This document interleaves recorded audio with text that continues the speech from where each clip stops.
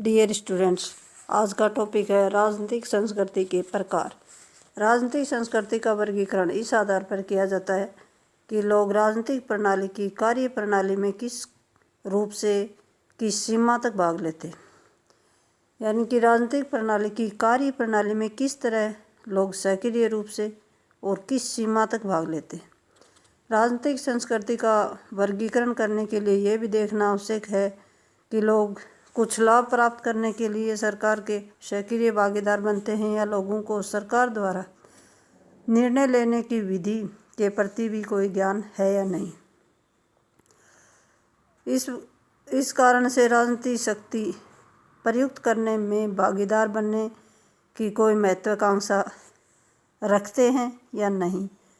हमारे कहने का अभिप्राय यह है कि राजनीतिक संस्कृति का वर्गीकरण करने के लिए देखना अनिवार्य है कि वहाँ के लोग राजनीतिक प्रणाली में किस प्रकार की भूमिका अदा करते हैं। इस प्रकार आलमंड ने राजनीतिक संस्कृति का वर्गीकरण मुख्यतः दो तथ्यों के आधार पर किया है। नंबर 1 है प्रजा की भूमिका। प्रजा से अभिप्राय उन व्यक्तियों से है जो राजनीतिक प्रणाली से तो संबंधित हैं तथा राजनीतिक प्रणाली को प्रभावित भी करते हैं, किंतु मांगें पेश करने या निर्णय लेने के कार्य में उनका कोई भाग नहीं होता है। नंबर 2 पॉइंट है सहभागियों की भूमिका, रोल ऑफ पार्टिसिपेंट। सहभागियों से अभिप्राय ऐसे व्यक्तियों से है जो निवेश प्रक्रिया अथवा निकासों में भाग लेते हैं, या कि अन्य शब्दों में कहें, सहभागी वह व्यक्ति है जो मांगें पेश करने का कार्य अथवा उससे संबंध में निर्णय लेने का कार्य करता है।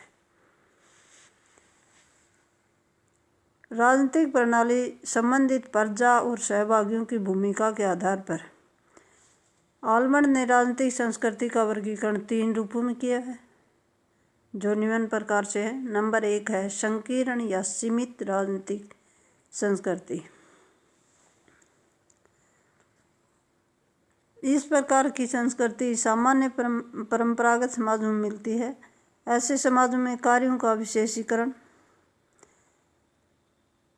नहीं होता है, एक ही व्यक्ति द्वारा सभी प्रकार के कार्य किए जाते हैं, जैसे कि धार्मिक, पादरी और अर्थशास्त्री भी वही होता है। इसके अधीन रहकर प्रजा को राजनीतिक प्रणाली का कोई ज्ञान नहीं होता है। और आलमंड का मानना है कि संकीर्ण राजनीतिक संस्कृति उन परंपरागत समाजों में मिलती है जहाँ के लोग राजनीतिक प्रणाली के प्रति कोई विशेष ज्ञान नहीं रखते हैं। पॉइंट नंबर 2 है प्रजामूलक राजनीतिक संस्कृति। आलमंड का कहना है कि प्रजामूलक राजनीतिक संस्कृति उन समाजों में मिलती है जहाँ के लोगों में राजनीतिक प्रणाली के प्रति कोई विशेष लगन नहीं होती है और न ही वे निवेश प्रक्रिया में कोई विशेष भाग लेते हैं, अपितु वे इस तरह की राजनीतिक संस्कृति के अधीन बस्तियों में पाई जाती है। अधीनस्थ जो बस्तियां हैं उनमें ऐसी संस्कृति पाई जाती है। उन बस्तियों की जनता राजनीतिक पक्ष से जागृत नहीं होती है, वे विदेशी स्वतंत्रता की शिकार होती है, जैसा कि 1947 से पहले भारत में इस प्रकार की राजनीतिक संस्कृति पाई जाती थी। पॉइंट नंबर 3 है सहभागी राजनीतिक संस्कृति। सहभागी राजनीतिक संस्कृति से अभिप्राय ऐसे लोगों की संस्कृति से है जो न केवल राजनीतिक प्रणाली के प्रति पूर्ण ज्ञान रखते हैं, अपितु वे निवेश प्रक्रिया और निष्कासन प्रक्रिया में भी भाग लेते हैं। दूसरे शब्दों में कहें तो सहभागी राजनीतिक संस्कृति उन समाज में मिलती है जहाँ शासकों और शासितों में कोई विशेष अंतर नहीं होता है। ऐसे समाज में शासित प्रजातंत्रीय विधि के द्वारा भी शासक बन सकते हैं।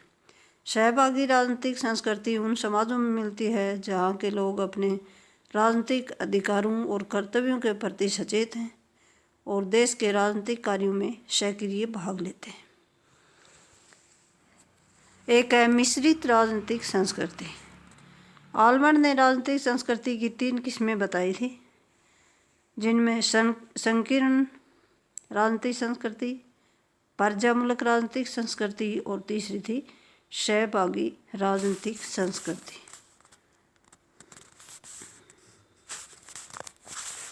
Thank you.